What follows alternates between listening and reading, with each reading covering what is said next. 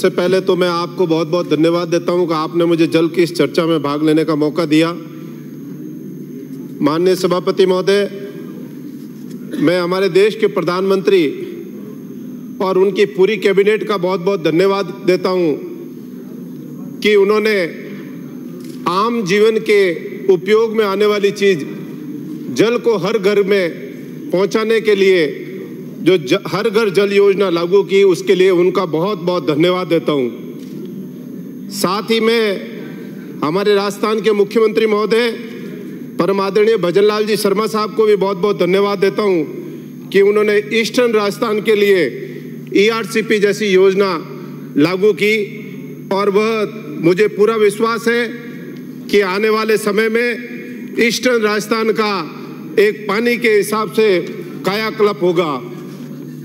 माननीय सभापति महोदय, मैं हमारे विपक्षी भाइयों के लिए मैं एक ही बात कहता हूं, बड़े बड़े झूठे वादों से राजस्थान को खूब ललचाया था, बड़े बड़े झूठे वादों से राजस्थान को खूब ललचाया था, बड़े बड़े झूठे वाद।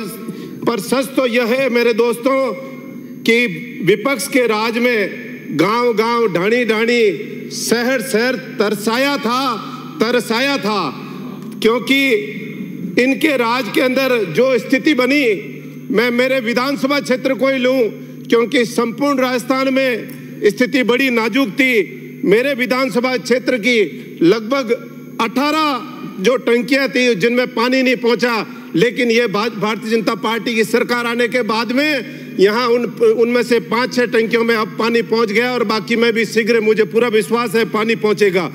5 साल तक वो टंकियां बनी रही और उसके अंदर कई गांव टापरा, जागसा, बुढ़ीवाड़ा, चांदेसरा, खट्टू, असड़ा, आसोतरा, बिठूजा, कनाना, कालूड़ी, सिमाड़िया, दूधवा, बिमरलाई, बागुंडी और कई गांव ऐसे हैं जिन्हों के अंदर टंकियां, इनको पानी की जो समस्या है, जो टंकियां नहीं बना पाए, और ये बातें करते हैं कि हमने ये किया वो किया।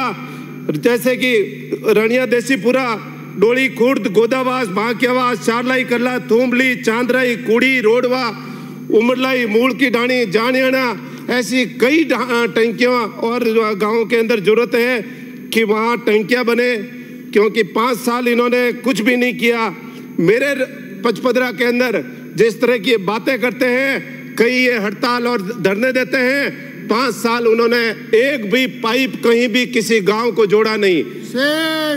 और रही बात, इन्होंने JJM योजना की, JJM योजना की आज स्थिति ऐसी है कि पाइप जगह जगह से उखड़ रहे हैं। ना तो उन्होंने सर्वे इस तरह से कराया है, कई ढाणियों को जो कम से कम 10-10 मीटर दूर है, उन ढाणियों को इस तरह से छोड़ा है। मैं चाहता हूं कि हमारी ये भजन लाल जी की सरकार आने वाले समय के अंदर जो भी कमियां रही है उनको पूर्ति करे। और इसी तरह मेरे से पूर्व हमारे सदस्यों ने कहा है कि हैंडपंप और जो टाँके, ये ट्यूबवेल दिए हैं, ये ट्यूबवेल हमारे को ज़्यादा से ज़्यादा संख्या में दे।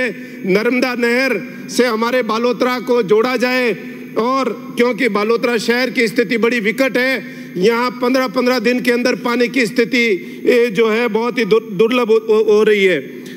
मैं माननीय मंत्री महोदय से भी निवेदन करता हूँ कि मैंने यहाँ बालोतरा के पास में स्टोरेज की मांग की है, उसको भी पूर्ति की जाए।